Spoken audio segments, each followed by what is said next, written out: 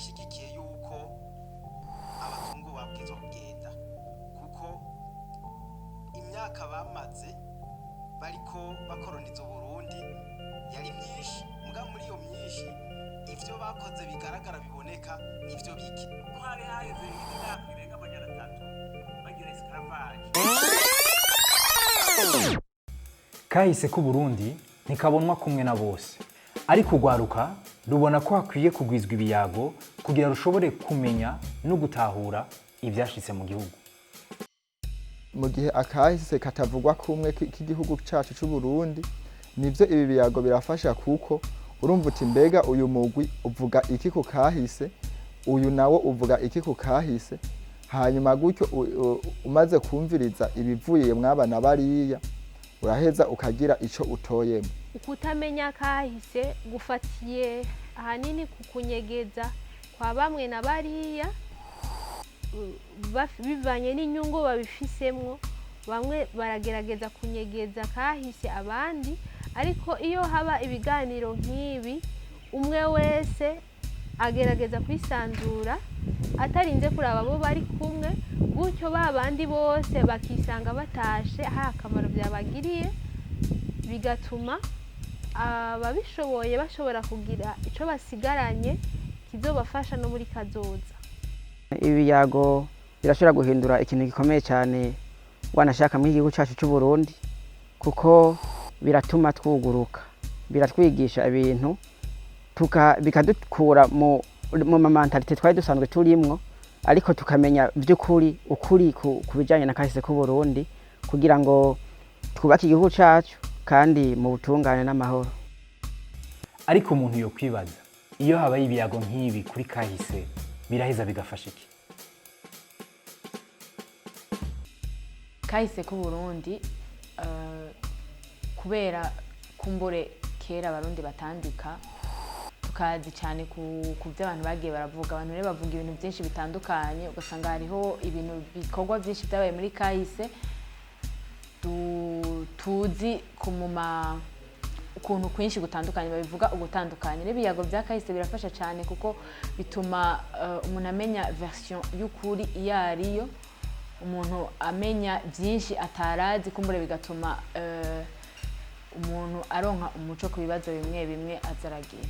Kuyaga kuri kahise k'igihugu cyacu ni ibintu ngirakamaro cyane, ni ngirakamaro cyane kubera birafasha na cyane ugwaruka ruba rwahuriye muri ivyo biganiro kumenya ibyabaye hirya no hino, rukaronka umuco ku byabaye hirya no hino, kubera mu myaka yaheze amakuru ntiyatembera nko atembera uwo munsi.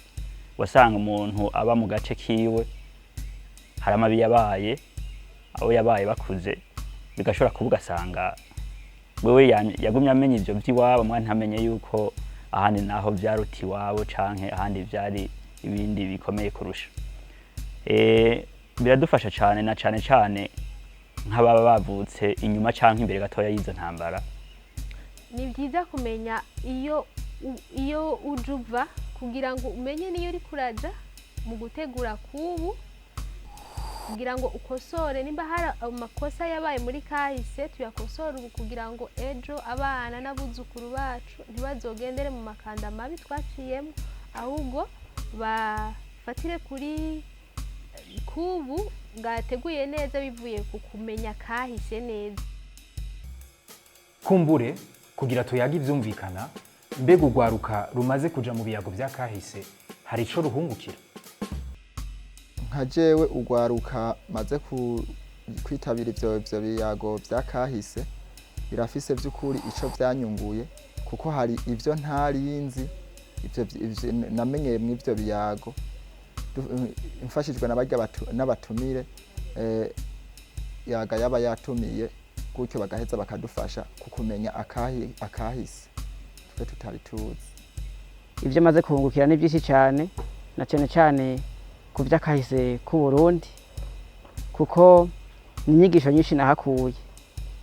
Byarampaye icigwa gikomeye cyane, kuko hari igihe usanga nk'ibintu narinzi kera bivanye n'amajambo nagiye ndabwirwa n'aba canke bariya byerekeye akahise k'igihugu cyacu, bambwira ngo banaka bari bameze uku, bandi banaka bari bameze uko kubera ko mu gihe bariko barabikubwira bo baba bafise igihande bariko baba bashaka kukumvisha kugira ngo umere nkabo, hari ibintu baba bashaka kuguhisha, ariko turiko turitaba ibiganiro baratwereka neza ku mpande zose ukuntu kahise k'igihugu cacu kari kameze, bigatuma rero umuntu agenda arameliora muri ivyo bintu bivanye n'ibiganiro agiye aritaba. Ibiganiro nk'ivyo vyogwizwa none? Nibaza yuko ibi biganiro bigiye biragwira bizotuma urwaruka ruva mu mihingo yose ruhura rukaza ruraganira rukamenya muri rusange ukuri ku vyabaye, kandi baza yuko hazogera igihe tukaronka basi barashizeho umugwi wo kumenya ukuri no kurikuriranira. Nibaza yuko urya mugwi hazogera igihe hakagira ico ushitseko, hama rero muri ico gihe hazoba hageze ndibaza yuko twandika kahise kacu neza kakwirwa co kimwe mu gihugu cose, kandi tugaheza tukagahuriza ko nibabikora neza. Yego cyane, ibi biganiro vyogwizwa gose, mbere wanashaka bikaba kenshi kuko birugurura imitima n'imitwe y'abantu, tukabona kure kugira ngo tumenye ukuntu tubaho muri iki gihugu cacu, tumenye no kubana neza n'abantu, kandi twifashishije kahise nyene bigatuma dutegurana kazoza kiwacu. Ego cyane, ibiyago bya kahise byategerezwa kugwizwa cyane bikaja n'ahantu henshi hatandukanye, ntibije Bujumbura gusa, bigashikira n'urundi rwaruka ruri ahandi hagati mu gihugu, n'ibiyago ibyo tuvuga ko icyo kwita amasuje akaba menshi atandukanye.